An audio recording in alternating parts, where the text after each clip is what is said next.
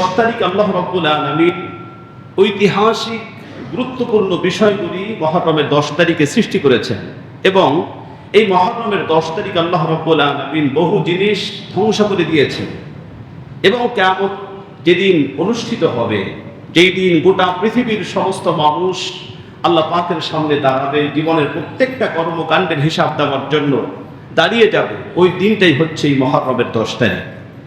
এই জন্য মুহররমের 10 তারিখ পৃথিবীর ইতিহাসে অত্যন্ত গুরুত্বপূর্ণ একটি দিন। এই মুহররমের 10 তারিখ আল্লাহ রাব্বুল আলামিন হযরত আদম আলাইহিস সালাতু ওয়াস সালামকে সৃষ্টি করেছেন। নূহ আলাইহিস সালাতু ওয়াস সালাম তার উম্মত সহ কিস্তি যে নৌকাটা যদি পাহাড়ে ভিড়ে ছিল, এই দিনটাই হচ্ছে এই মুহররমের 10 তারিখ। আমরা সকলেই জানি যে আল্লাহ রাব্বুল আলামিন ফিরাউন এবং তার দলবলদেরকে যেই দিন পানিতে ডুবিয়ে মেরেছেন, ওই দিনটাই ছিল এই মুহররমের 10 তারিখ। এবং মুসা আলাইহিস সালাতু ওয়াস সালাম এবং তার উম্মতিদেরকে যেই দিন ফিরাউনের কবল থেকে নিষ্কৃতি দিয়েছিলেন, ওই দিনটাই ছিল মুহররমের 10 তারিখ। সুবহানাল্লাহ। এই মুহররমের 10 তারিখ বিশেষভাবে আরেকটা মর্মান্তিক ঘটনা সংঘটিত হয়েছে। কলঙ্কিত একটা অধ্যায়, কলঙ্কিত একটা ইতিহাস এই মুহররমের 10 তারিখে সংঘটিত হয়েছে। সেটা হলো বিশ্বনবী সরওয়ারে কায়নাত জনাবে মুহাম্মদ রাসূলুল্লাহ সাল্লাল্লাহু আলাইহি ওয়াসাল্লামের নাতি হযরত হুসাইন রাদিয়াল্লাহু তাআলা আনহুকে কারবালার ময়দানে যেই দিন তার ঘাট থেকে মাথাটাকে আলাদা করে ফেলানো হয়েছিল, যেই দিন 72 জনের ভিতরে 40 জন পুরুষকে যেই দিন শেষ করে দেওয়া হয়েছিল, এজিদি বাহিনী শেষ করে দিয়েছিল, ওই কলঙ্কিত অধ্যায়টা যেই দিন রচিত হয়েছিল, সেই দিনটাই হচ্ছে এই মুহররমের 10 তারিখ। মুহররমের 10 তারিখ এই সমস্ত ঘটনা ঘটেছে। আসলে এই দিন আসলে পরে, এই মাস আসলে পরে এই কারবালার ইতিহাসটা প্রতি বছর বলা হয়। কেন বলা হয়? এটা কোরআনুল কারীমের ভিতরে মুহররম মাস সম্পর্কে আলোচনা হয়েছে এবং এই কারবালার ইতিহাসটা সংঘটিত হবে এবং হুসাইন রাদিয়াল্লাহু তাআলা আনহুকে শাহাদাত বরণ করতে হবে, এটা রাসূল করিম সাল্লাল্লাহু আলাইহি ওয়াসাল্লাম ভবিষ্যৎবাণী করে গিয়েছিলেন। এই মুহররম মাসের 10 তারিখে যে কলঙ্কিত অধ্যায়টা রচিত হয়েছে, এটা কাদের কারণে হয়েছে, এর নাটের গুরু কারা ছিল এবং এই ইতিহাস থেকে ইসলাম ও মুসলমান গোটা পৃথিবীর মুসলমান কিয়ামত পর্যন্ত কি শিক্ষা গ্রহণ করবে, এই ইতিহাস আমাদের শুধুমাত্র শুনলেই চলবে না, আমাদের আমলে পরিণত করতে হবে। কথা বলেন ঠিক কিনা? এই কারবালার ইতিহাসের পিছনে যারা কাজ করেছিল তারা হলো ইহুদিদের কারণে এই কারবালার কলঙ্কিত ইতিহাসটা রচিত হয়েছে। ইহুদিরা সব সময় ইসলামের বিরোধিতা করেছে। মুসলমানদের সবচাইতে বড় শত্রু হলো ইহুদিরা। এটা আল্লাহ রাব্বুল আলামিন কোরআন কারীমের ভিতরে বারবার বলেছেন ওয়ালা তাজিদান্না আশাদ্দান নাসি আদাওয়াতান লিল্লাযিনা আমানুল ইয়াহুদা ওয়াল্লাযিনা আশরাকু। আল্লাহ পাক এখানে বলছেন, নবী হে, আপনার উম্মত আর উম্মতের জন্য, আপনার জন্য সবচাইতে বড় শত্রুর নাম হলো ইহুদি। এরপর হলো মুশরিকেরা। অন্য আয়াতের ভিতরে আল্লাহ রাব্বুল আলামিন বলেন, আপনাদের শত্রু হলো খবরদার লা ইয়াত্তাখিযুল মুমিনুনাল কাফিরিনা আউলিয়া মিন দুনিল মুমিনিন। মুসলমান ছাড়া অন্য কেউ আপনার বন্ধু হতে পারে না। ওয়ালান তারদু আনকাল ইয়াহুদ ওয়ালান নাসারা হাত্তা তাত্তাবি'a মিল্লাতাহুম। আল্লাহ পাক বলছেন, নবী হে, ইহুদি আর খ্রিস্টানেরা কখনোই আপনার উপরে সন্তুষ্ট হবে না যতক্ষণ পর্যন্ত না তাদের ধর্ম আপনি গ্রহণ করবেন। এই জন্য আল্লাহ পাক বলে দিয়েছেন, সবসময় সদা জাগ্রত থাকতে হবে, সতর্ক থাকতে হবে। ইহুদি, খ্রিস্টান, মুশরিক কোনদিন মুসলমানদের বন্ধু হতে পারে না। কথা বলেন ঠিক কিনা? আল্লাহ পাক জাগ্রত থাকতে বলেছেন। আল্লাহ পাক যেটা আমাদেরকে যেই ব্যাপারে সতর্ক করেছেন, অথচ আমরা দেখতে পাই নামধারী কিছু মুসলমান তারা ক্ষমতার মোহে পড়ে, দুনিয়ার মোহে পড়ে যেই খ্রিস্টানদেরকে আল্লাহ পাক, যেই ইহুদিদেরকে আল্লাহ রাব্বুল আলামিন শত্রু ঘোষণা করেছেন, মুশরিকদেরকে শত্রু ঘোষণা করেছেন, অথচ ক্ষমতার লোভে পড়ে ওই খ্রিস্টানদের সাথে, ইহুদিদের সাথে আর হিন্দুদের সাথে, মুশরিকদের সাথে মুসলমানদেরকে আতাত করতেও দেখা যায়। কথা বলে ঠিক কিনা? আমার মুসলমান ভাইয়েরা, সবসময় আমাদের সতর্ক থাকতে হবে। ইহুদিরা আমাদের বন্ধু নয়, ইহুদিরা শত্রু। জোরে বলতে হবে, ইহুদিরা কি? আরো জোরে বলতে হবে, ইহুদিরা কি? ইহুদিরা হলো শত্রু। ইহুদিরা যখন দেখলো মুসলমানদের এত উন্নতি অগ্রগতি কেন, রাসূল করিম সাল্লাল্লাহু আলাইহি ওয়াসাল্লামের ইন্তেকালের পরে তারা সুযোগ খুঁজতেছে কিভাবে মুসলমানদেরকে ঘায়েল করা যায়। এই মুসলমানদের কারণে আমাদের মক্কা মদিনা সব ত্যাগ করতে হয়েছে। আমরা কোনো জায়গায় স্থায়িত্ব আমরা লাভ করতে পারছি না, স্থায়ীভাবে আমরা বসবাস করতে পারতেছি না। কি করা যায়, কি করা যায়? তখন একটা লোক যার নাম হলো আব্দুল্লাহ বিন সাবা, এই আব্দুল্লাহ বিন সাবা সে ছিল ইহুদি। সে চিন্তা করলো মুসলমানদের সবচাইতে বড় পাওয়ারের জায়গাটা কোথায়, মুসলমানদের সবচাইতে শক্তির জায়গাটা কোথায়। তখন চিন্তা ভাবনা করে সে দেখলো মুসলমানদের সবচাইতে পাওয়ারের জায়গাটা হলো ইউনিটি, নিজামে খেলাফত, খেলাফতের সুবিন্যস্ত যে ব্যবস্থাটা, এটা হচ্ছে মুসলমানদের সবচাইতে শক্তির জায়গা। মুসলমানরা, গোটা পৃথিবীর মুসলমানেরা একজনকে খলিফা মানে ওই খলিফা যা ঘোষণা করে গোটা পৃথিবীর সমস্ত মুসলমান তাই করে। ওই খলিফা যদি ঘোষণা করে ওদের বিরুদ্ধে যুদ্ধ করতে হবে, এই সমস্ত মুসলমানেরা তারা সন্তানের মায়া ত্যাগ করে, স্ত্রীর মায়া ত্যাগ করে, নিজের জানের মায়া ত্যাগ করে, ওদের বিরুদ্ধে যুদ্ধ করার জন্য লিপ্ত হয়ে যায়। হ্যাঁ, তারা নিজেদেরকে শহীদ করে দেয়, জীবনটাকে বিলিয়ে দেয়, কিন্তু খলিফা যেটা বলবে এটা বাস্তবায়ন করেই সুবহানাল্লাহ বলে।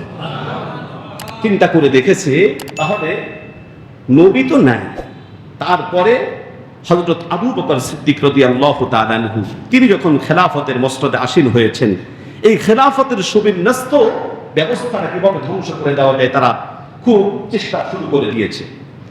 হযরত আবু বকর সিদ্দিক রাদিয়াল্লাহু তাআলা আনহু তিনি খেলাফতের মসনদে ছিলেন 2 বছর 3 মাস। এই সময়ের ভিতরে তারা কোনো ষড়যন্ত্র করতে পারেনি। দ্বিতীয়তে হযরত ওমর ফারুক রাদিয়াল্লাহু তাআলা আনহু যখন খলিফা হলেন তিনি ছিলেন 10 বছর 6 মাস। হযরত ওমর ফারুক রাদিয়াল্লাহু তাআলা আনহু তার সময়েও বড় ধরনের কোনো ষড়যন্ত্র করতে পারে নাই, কারণ আশিদ্দা আলাল কুফফার।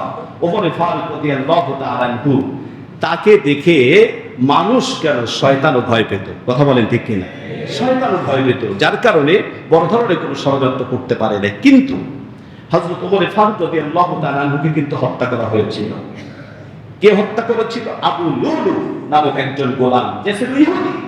সে হযরত ওমর ফারুক রাদিয়াল্লাহু তাআলা আনহুকে চক্রান্ত করে ফজরের নামাজে যখন ওমর ফারুক রাদিয়াল্লাহু তাআলা আনহু মুসাল্লায় দাঁড়িয়ে গেলেন, পিছন দিক দিয়ে একটা ধারালো অস্ত্র দিয়ে আগে এখানে কোমরে নিয়ে এসেছিল, বিষ মাখিয়ে নিয়ে এসেছিল। যখন নামাজে আল্লাহু আকবার বলে দাঁড়িয়েছেন, পিছন দিক দিয়ে অনেকগুলি পার মেরেছে। হযরত ওমর ফারুক রাদিয়াল্লাহু তাআলা আনহু জায়গায় পড়ে গিয়েছে। এরপরে আবু লুলু এইদিকে 2 দিকে ছুরি মারতে মারতে ওখান থেকে বের হয়ে গিয়েছে, পালিয়ে গিয়েছে। পরবর্তীতে তাকে ধরে হত্যা করা হয়েছে। কিন্তু ওমর ফারুক রাদিয়াল্লাহু তাআলা আনহু যখন পড়ে গেছেন রক্তাক্ত অবস্থায়, তিনি বলছেন, তোমরা একটু দেখো তো, লক্ষ্য করো আমাকে কে হত্যা করেছে। আমি কি কোনো মুসলমানের হাতে কি আহত হয়েছি?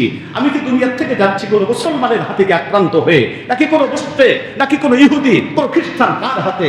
দেখা গেল আবু লুলু হযরত ওমর ফারুক রাদিয়াল্লাহু তাআলা আনহু তিনি শুকরিয়া আদায় করলেন, কোনো মুসলমানের হাতে আমি রক্তে রঞ্জিত হই নাই। হযরত ওমর ফারুক রাদিয়াল্লাহু তাআলা আনহু তিনি যখন দুনিয়া থেকে চলে গেলেন, উসমান রাদিয়াল্লাহু তাআলা আনহু তিনি খেলাফতের মসনদে ছিলেন 12 বছর। 12টা বছর উসমান রাদিয়াল্লাহু তাআলা আনহু খেলাফতের মসনদে ছিলেন। কিন্তু হযরত উসমান রাদিয়াল্লাহু তাআলা আনহু তিনি ছিলেন অত্যন্ত ভদ্র, সরল, সোজা, কিন্তু চতুর, চালাক, কিন্তু তিনি একটু সরল প্রকৃতির একটু ছিলেন। এই সময়টা উসমান রাদিয়াল্লাহু তাআলা আনহুর খেলাফত কালটাকে এই ইহুদিরা বিশেষভাবে আব্দুল্লাহ বিন সাবা মুখ্য সুযোগ করে করল। উসমান রাদিয়াল্লাহু তাআলা আনহুর বিরুদ্ধে অপপ্রচার চালানো শুরু হয়ে গিয়েছে, বিভিন্ন ধরনের অপপ্রচার। উসমান রাদিয়াল্লাহু তাআলা আনহু নাকি রাষ্ট্রীয় কোষাগার থেকে ধন সম্পদ নিয়ে তারপরে দান করে, বড় বড় বিভিন্ন জায়গায় দায়িত্ব দেয় তার আত্মীয় স্বজনদেরকে। এই ধরনের অপপ্রচার এই আব্দুল্লাহ বিন সাবার নেতৃত্বে শুরু হয়ে গিয়েছে। যখন মুসলমানেরা টের পাইল যে তার উদ্দেশ্য তো ভালো না, তখন তাকে মদিনা থেকে বের করে দেওয়া হলো। ওখান থেকে চলে গিয়েছে এই আব্দুল্লাহ বিন সাবা, বসরায় চলে গিয়েছে। ওখানে যে ষড়যন্ত্র শুরু করে দিয়েছে একটা গ্রুপ তৈরি করতে শুরু করে দিয়েছে। ওখান থেকে যখন মুসলমানরা টের পাইল, ওখান থেকে সে বের হয়ে গিয়েছে, কুফায় চলে গেছে। কুফার লোকেরা যখন টের পাইল এর উদ্দেশ্য তো ভালো না, তখন ওখান থেকেও সে বের হয়ে গেল। ওখান থেকে চলে গেল সর্বশেষ মিশরে চলে গেল। মিশরে গিয়ে ওখানে একটা গ্রুপ, উসমান রাদিয়াল্লাহু তাআলা আনহুর বিরুদ্ধে একটা গ্রুপ, না জেনে না বুঝে একটা গ্রুপ আগের থেকেই অনেকটা তৈরি হয়েছিল, তাদের সাথে সে যোগ দিয়ে এই মিশরে বড় একটা ঘাঁটি তৈরি করলো। এই আব্দুল্লাহ বিন সাবা, এই ইহুদি, সে বড় একটা গ্রুপ তৈরি করে ফেললো।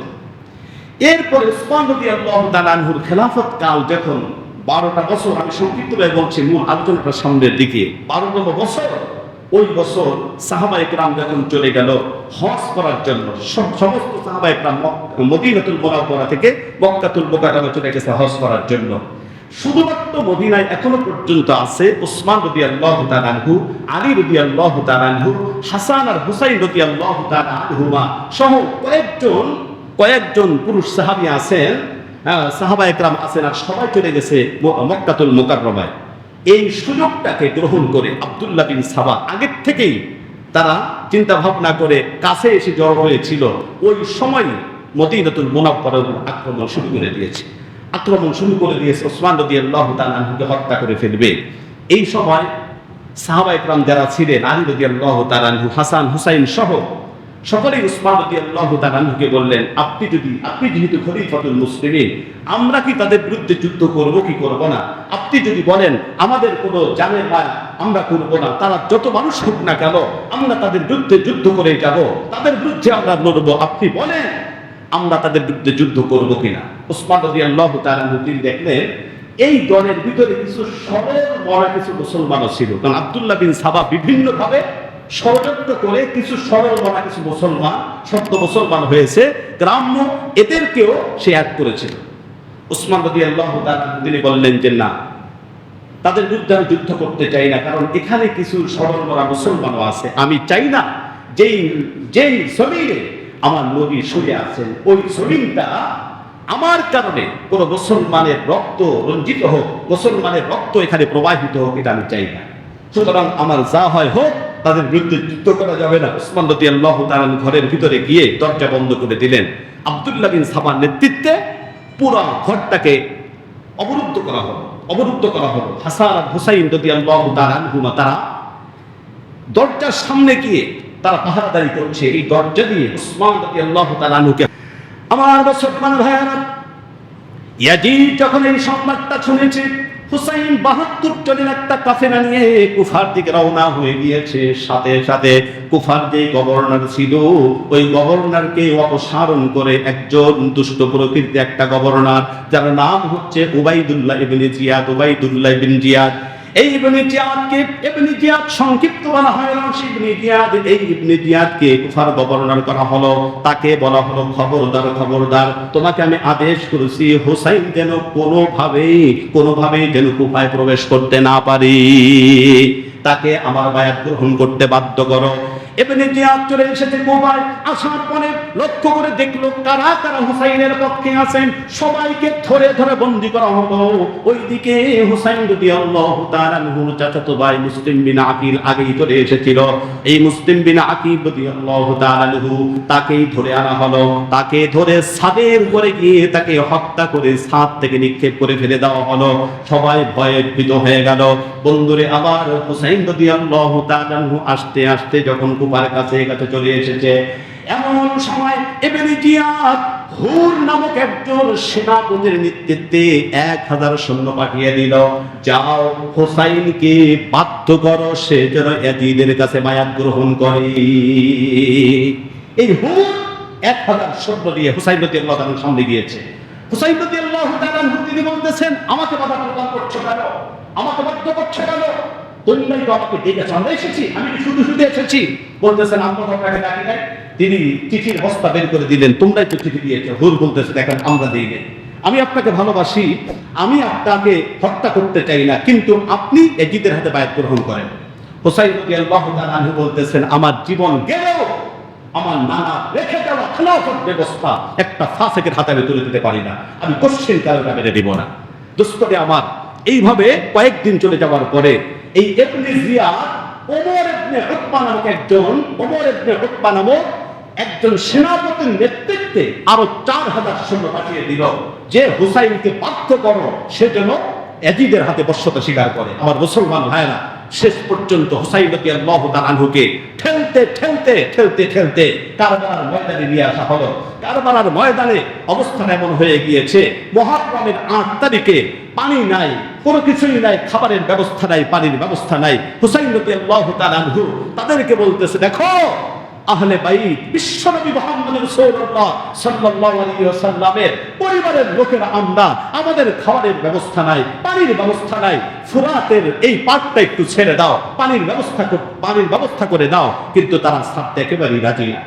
দোস্তরে আমার, ইতিমধ্যেই এই ইবনে জিয়াদ শিমার নামক একটা সেনাপতি পাঠিয়ে দিল, যাও ওমর ইবনে উতবার যেই সেনাপতি আছে ওর মতিগতি তো ভালো দেখি না, ও হুসাইনের সাথে আতাত করে ফেলতে পারে, সুতরাং তুমি যাও, যদি ইয়াজিদের হাতে বায়াত গ্রহণ না করে তাহলে তাকে হত্যা করে তার মাথা আমার কাছে নিয়ে আসো। শিমারকে যখন এই নির্দেশ দেওয়া হলো, হুসাইন রাদিয়াল্লাহু তাআলা আনহু তিনি 9 তারিখ রাত্রিবেলায় এখন যেই সমস্ত পরিবারের লোকেরা ছিল ওই 72 জনের কাফেলা, তাদেরকে ডেকে ডেকে বলতেছে, দেখো এই ইয়াজিদের বাহিনী তারা আমার সাথে যুদ্ধ করতে চায়, আমার কল্লা নিতে চায়, আমার রক্ত তারা চায়, তোমাদেরকে তারা চায় না। সুতরাং আমি এই রাত্রিবেলায় লাইটটা অফ করে দিচ্ছি, আমি বাকিটা অফ করে দিতেছি, যাও তোমরা যেখান থেকে পারো সেখান থেকে তোমরা চলে যাও, আমি ওদের বিরুদ্ধে যুদ্ধ করব।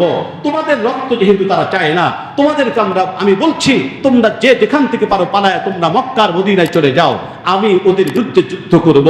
কিন্তু আমার নানার রেখে যাওয়া আমানত, আমার নানার রেখে যাওয়া খেলাফত ব্যবস্থা কোনো ফাসিক এটা দখল করবে, এটা আমি সহ্য করব না। সুবহানাল্লাহ বলে।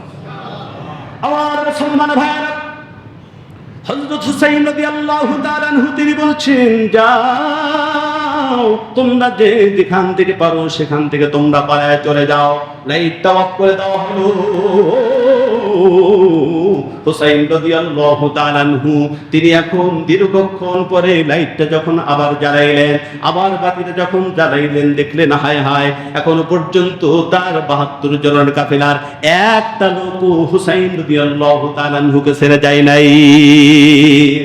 তারা ডেকে ডেকে বলতেছে, হুসাইন তুমি কেমন কথা বলো, কি কথা বলো, তোমাকে রেখে আমরা কই যাব, তোমাকে রেখে যদি আমরা চলে যাই আর তারা যদি তোমাকে শহীদ করে দেয়, কিয়ামতের ওই কঠিন ময়দানে আল্লাহর নবী যখন আমাদেরকে জিজ্ঞেস করবে আমার হুসাইনকে রেখে তোমরা কেন পালিয়েছিলে, আমরা কি জবাব দিব বলো, আমরা কি জবাব দিব? না, হতে পারে না, এমনটা হতে পারে না, তোমাকে আমরা ছেড়ে যাব না। বন্ধুগণ আমার, পরের দিন সকালবেলায় যখন যুদ্ধ শুরু হয়ে গেল বন্ধুরে আমার, হুসাইন রাদিয়াল্লাহু তাআলা আনহুর বাহিনীর 40 জন পুরুষ এক এক করে হুসাইন রাদিয়াল্লাহু তাআলা আনহু ছাড়া আর যে 39 জন ছিল, সকালবেলায় যুদ্ধ শুরু হয়ে গেছে। যুদ্ধ করতে এক এক করে হুসাইনের বাহিনীর পুরুষ যারা ছিল সবাই শাহাদাত বরণ করেছে। যখন সূর্য হেলে গিয়েছে, ওই দিন শুক্রবারের দিন ছিল, শুক্রবার 2টা-3টার সময় যখন এই রকমের হয়ে গেছে, হুসাইন রাদিয়াল্লাহু তাআলা আনহু তিনি চিন্তা করেছেন, সবাই যখন শাহাদাত বরণ করেছে, হুসাইন রাদিয়াল্লাহু তাআলা আনহুর শরীরটা ওই দিন বেশি ভালো ছিল না, জ্বর ভাব ছিল, একটু অসুস্থ ছিলেন। হুসাইন রাদিয়াল্লাহু তাআলা আনহু চিন্তা করেছেন, না এই সমস্ত কাফের মুশরিকের গোষ্ঠী ইয়াজিদের বাহিনী তারা তো আমাকে ছাড়বে না, আমারও যুদ্ধ করতে হবে। হুসাইন রাদিয়াল্লাহু তাআলা আনহু পরিবারের যেই সমস্ত মহিলারা ছিল তাদেরকে এক জায়গায় করলেন, তাদের সামনে একটা ভাষণ দিলেন, শোনো আমাকে তোমরা চিরদিনের জন্য বিদায় দিয়ে দাও। আমাদের পুরুষ যারা ছিল সবাই শাহাদাত বরণ করেছে, শুধুমাত্র আমি একা আছি। তার স্ত্রীকে লক্ষ্য করে বলতেছি, স্ত্রী হয়তো আমি তোমার হক আদায় করতে পারি নাই, আমি তোমাকে অনেক কষ্ট দিয়েছি, তোমার হক আদায় করতে পারি নাই, আমাকে চিরদিনের জন্য বিদায় দাও, আমাকে মাফ করে দিও, কিয়ামতের দিন তোমার সাথে আমার সাক্ষাৎ হবে। বন্ধুরে আমার, হুসাইন রাদিয়াল্লাহু তাআলা আনহুর স্ত্রী বলতেছে, আপনি জিহাদ করার জন্য যাবেন, আপনাকে আমি বাধা প্রদান করতে পারি না, কিন্তু একটা আবদার আপনার কাছে আছে, আবদারটা একটু পূরণ করে বলে দেন, কি আবদার তুমি করতে চাও তাড়াতাড়ি বলে ফেলো। বন্ধুরে আমার, হুসাইন রাদিয়াল্লাহু তাআলা আনহুর স্ত্রী বলতেছে, স্বামী গো, কয়েকদিন পর্যন্ত আমাদের তাঁবুর ভিতরে কোনো খানার ব্যবস্থা নাই, কোনো পানির ব্যবস্থা নাই। আপনি একটু লক্ষ্য করে দেখুন, আমাদের কলিজার টুকরা সন্তান আলী আসগরের দিকে একটু তাকায় দেখেন, জিহ্বাটা বারবার বের করে দিচ্ছে, পানির যন্ত্রণায় ছটফট করতেছে। আমার স্তনের ভিতরে দুধ নাই, তাকে একটু দুধ পান করাবো, এই ব্যবস্থাও আমার নাই। কোনো খানার ব্যবস্থা নাই, কোনো পানির ব্যবস্থা নাই। ও স্বামী, আপনি যুদ্ধ করার জন্য যাবেন, যান, আপনাকে আমি বিদায় দিয়ে দিলাম, কিন্তু এই সময় আপনার কাছে একটু আবদার করতে চাই, আমার কলিজার টুকরা সন্তান আলী আসগরের জন্য একটু পানির ব্যবস্থা করে দিন। বন্ধুগণ আমার, হুসাইন রাদিয়াল্লাহু তাআলা আনহু চিন্তা করলেন, আমার সাথে তাদের বিরুদ্ধে, আমার সাথে তারা আমাকে তারা শত্রু বলে করে আমাকে তারা হত্যা করতে চায়, আমার সাথে তাদের বিরোধ আছে, কিন্তু আমার কলিজার টুকরা সন্তান ছোট বাচ্চার সাথে তো তাদের কোনো বিরোধ নাই। আমি যদি তাকে দেখায়া একটু পানি চাই, হয়তো তাদের একটু দয়া আর মায়া আসতে পারে।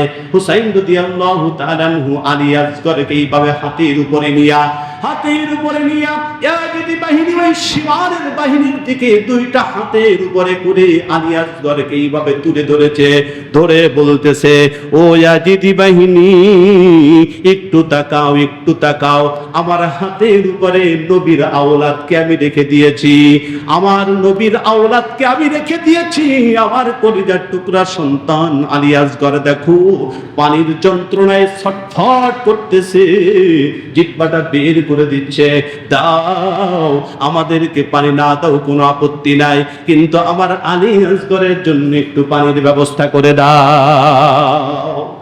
বন্ধুগণ আমার, এইভাবে আলী আসগরকে উপরের দিকে তুলে হাতের উপরে রেখে হুসাইন রাদিয়াল্লাহু তাআলা আনহু এইভাবে ডাকতেছেন আর বলতেছেন, কিন্তু এই কথাগুলি আবেগঘন কথাগুলি তাদের মনটাকে নরম করতে পারলো না। ইয়াজিদি বাহিনীর একটা সৈন্য হযরত আলী আসগরকে লক্ষ্য করে একটা তীর নিক্ষেপ করে দিয়েছে। বন্ধুরে, ওই তীরটা আস্তে আস্তে আস্তে আস্তে হযরত আলী আসগরের এক পাশ দিয়ে ঢুকেছে, ভিতর থেকে নারী বুড়িয়ার কলিজা দিয়ে আরেক পাশ দিয়া বের হয়ে গেছে। বন্ধুরে আমার, হযরত হুসাইন রাদিয়াল্লাহু তাআলা আনহু তিনি চিৎকার মেরেছেন, আলী আসগর একটা চিৎকার মেরেছে, হুসাইন রাদিয়াল্লাহু তাআলা আনহু চিৎকার মেরে বলেছেন, ইয়াজিদি বাহিনী তোরা করলিটা কি, কিভাবে তোরা পারলি নবীর আওলাদের ভিতর থেকে তাকে কিভাবে তুই এইভাবে তীর মারতে তোরা পারলি? হুসাইন রাদিয়াল্লাহু তাআলা আনহু তিনি আলী আসগরের রক্তগুলি হাতের উপরে নিয়ে তার মুখের উপরে মারতেছে আর বলতেছে, মুখের উপরে মাখাইতেছে আর বলতেছে, আলী আসগর আমাকে মাফ করে দিস বাবা, তোর দুনিয়ার থেকে যাওয়ার সময় একটু পানির ব্যবস্থা আমি করতে পারি নাই, আমাকে তুই মাফ করে দিস। এইভাবে যখন তাকে নিয়ে যখন তাঁবুর ভিতরে প্রবেশ করেছে, তাঁবুর ভিতরে প্রবেশ করার পরে তার স্ত্রী বলতেছে, তাকে কি আপনি পানি পান করাইছেন? হুসাইন রাদিয়াল্লাহু তাআলা আনহু বলতেছেন, নাও, এমন পানি পান করেছি আর কিয়ামতের আগে তোমার কাছে পানি পানি বলে আর তোমাকে কষ্ট দিবে না। দোস্তরে আমার অবস্থাটা এমন হয়ে গেছে, হুসাইন রাদিয়াল্লাহু তাআলা আনহু বলছেন, স্ত্রী আমাকে তুমি বিদায় দাও, আর কিয়ামতের আগে সাক্ষাৎ হবে না। হুসাইন রাদিয়াল্লাহু তাআলা আনহু তিনি এখন যুদ্ধের পোশাক পরতেছে আর তরবারি নিয়ে শিরস্ত্রাণ পরে তিনি যখন এখন বের হচ্ছে, স্ত্রী যার এই সমস্ত মহিলারা ছিল, স্ত্রী সহ সবাই কাঁদতেছে, চিল্লায় চিল্লায় কাঁদতেছে, পুরো আকাশ বাতাস যখন ভারী হয়ে গিয়েছে, দোস্ত হুসাইন রাদিয়াল্লাহু তাআলা আনহু তাদের সাথে যুদ্ধ করতে শুরু করে দিয়েছেন। যুদ্ধ করতে করতে করতে করতে এখন অবস্থা মনে হয়ে গেছে, আসরের আগ মুহূর্তে হুসাইন রাদিয়াল্লাহু তাআলা আনহু আর পারতেছেন না, তার পুরো শরীরটা ক্ষতবিক্ষত হয়ে গেছে, পুরো শরীরটা ক্ষতবিক্ষত হয়ে গেছে, রক্ত রক্তে রঞ্জিত হয়ে গিয়েছে। দোস্তরে আমার, ফুরাতের তীরের কাছে চলে গেছে, পানির দ্বারা অস্থির হয়ে গেছে। এই পানি পান করার জন্য হুসাইন রাদিয়াল্লাহু তাআলা আনহু যখন ফুরাত থেকে একটু পানি এইভাবে উপরের দিকে নিয়ে পানি পান করবেন, গলাটা উঁচু করেছেন, হায় হায়, এমন সময় চিন্তা করলেন কিছুক্ষণ পূর্বেই তো আমার আলী আসগর এই পানি না খাওয়ার কারণে তীর খেয়ে তারপরে দুনিয়ার থেকে চলে গেছে। আমার এই সমস্ত আত্মীয় স্বজন আর রাসূল করিম সাল্লাল্লাহু আলাইহি ওয়াসাল্লামের আওলাদ কেউ পানি পায় নাই। যেই পানি না পেয়ে আমার আলী আসগর দুনিয়ার থেকে চলে গেছে, এই পানি আমি কিভাবে পান করি, কিভাবে আমি পান করি, এই চিন্তা করতেছেন আর চোখ থেকে ঝরঝর করে পানি ছাড়তেছেন। দোস্তরে আমার, এই মুহূর্তেই ওই পিছন দিক দিয়ে ওই বাহিনীর ভিতর থেকে যার নাম হুসাইন ছিল